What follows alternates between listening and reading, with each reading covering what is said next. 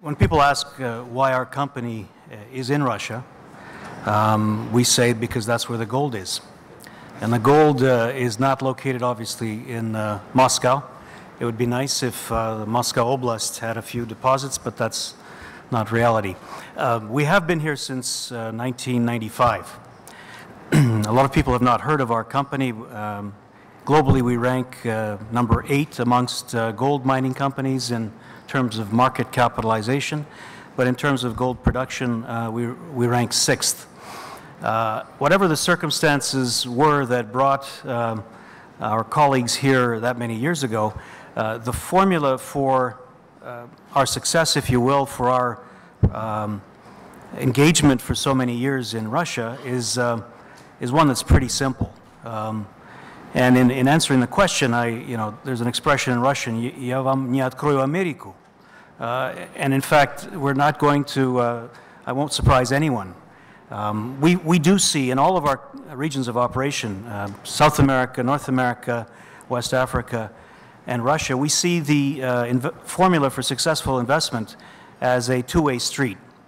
We as a company do not only manage to take gold out of the ground and ultimately to sell it to the banks, but we also bring a lot. We bring capital, we bring management sophistication, we bring environmental practices, we bring a strong commitment to social corporate responsibility.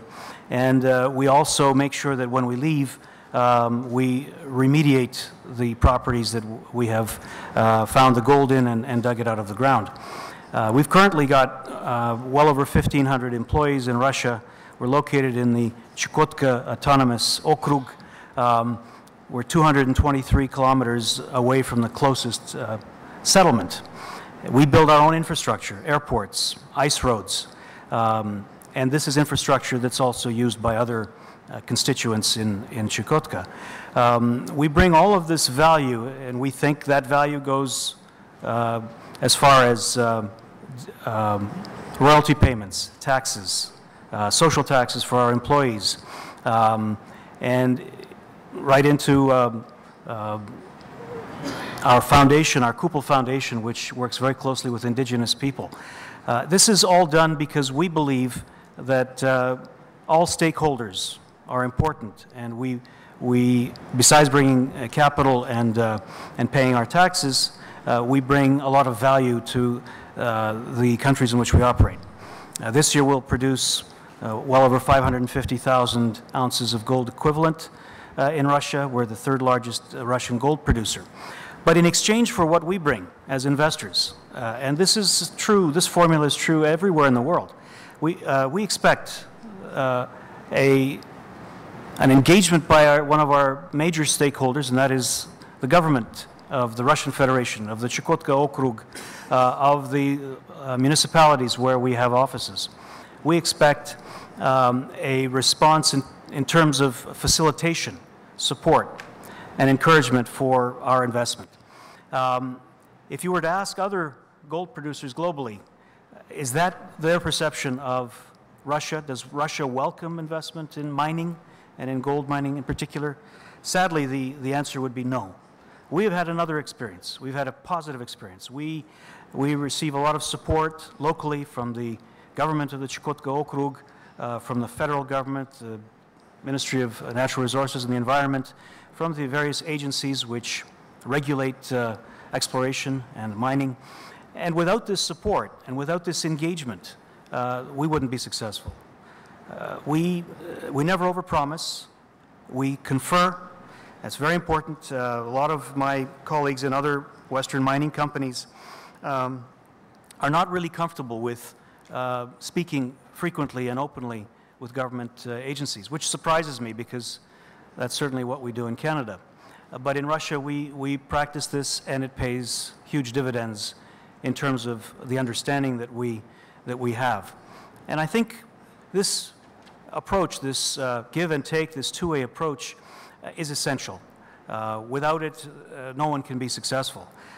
There's one final ingredient I'd like to mention, that although we feel comfortable working in Russia, the tax and fiscal regime here is actually better than in many other countries where we operate. You may be surprised to hear someone say that, but it's true.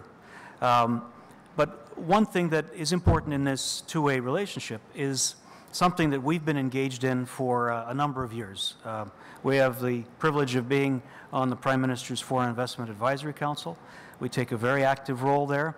And the types of discussion, analysis, and constructive criticism that goes on in that forum and others is critical.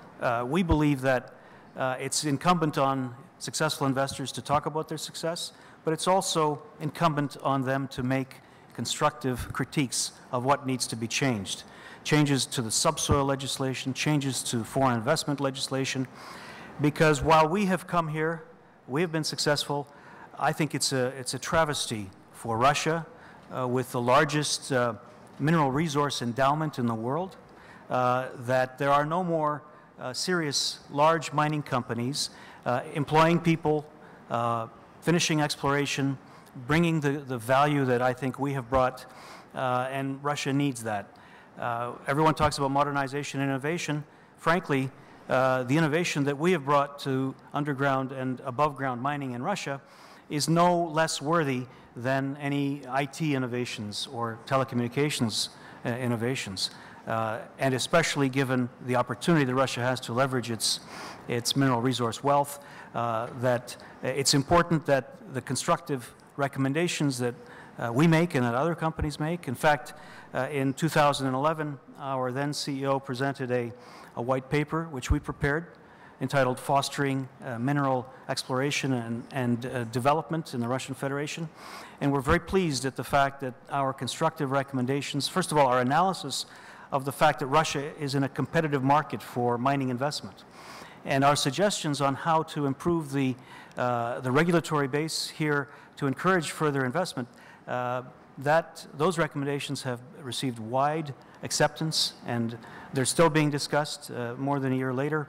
And this is our intent, to continue this type of dialogue with our stakeholders in the government, and so that when we have this conference again next year, we'll be able to say that we're no longer the only significant mining investor in Russia, but that other companies have seen the progress made and have determined that it's a good place to do business, something that we've discovered a long time ago. Thank you. Thank you, Lou. I have a question. To what extent does the law on foreign direct investment in strategic sectors affect your business if, for example, you wanted to expand and develop another site? And I'm assuming that new entrants would have to go through the process by which foreign direct investments are approved. And I'm assuming gold is a strategic sector. Maybe I'm wrong, but you're absolutely right, Andy. The gold sector is considered strategic. In fact, when the law was adopted in 2008, they established limits for amounts of gold deposits, and at the time it was 50 tons, which we discovered and tried to convey in our report of last year that this is not a strategic deposit. It's a small to medium size gold deposit, and to limit access by foreign investors to deposits smaller than that achieved nothing. Well, whether it's the recession in 2009 or other reasons, it became very clear that this was a mistake. And recently, the Ministry of Natural Resources has submitted for the second time a new law which will raise the ceiling for strategic gold deposits from 50 to 250 tons. But what I'd like to say in concluding my response, most foreign investors apparently don't know how to read, because the law on strategic deposits or strategic industries never did prohibit foreign investment in strategic industries. It established thresholds, and those thresholds are being improved. Initially, any investment by a foreigner owning more than 10% had to be reviewed by the government. Now that it's up to 25%.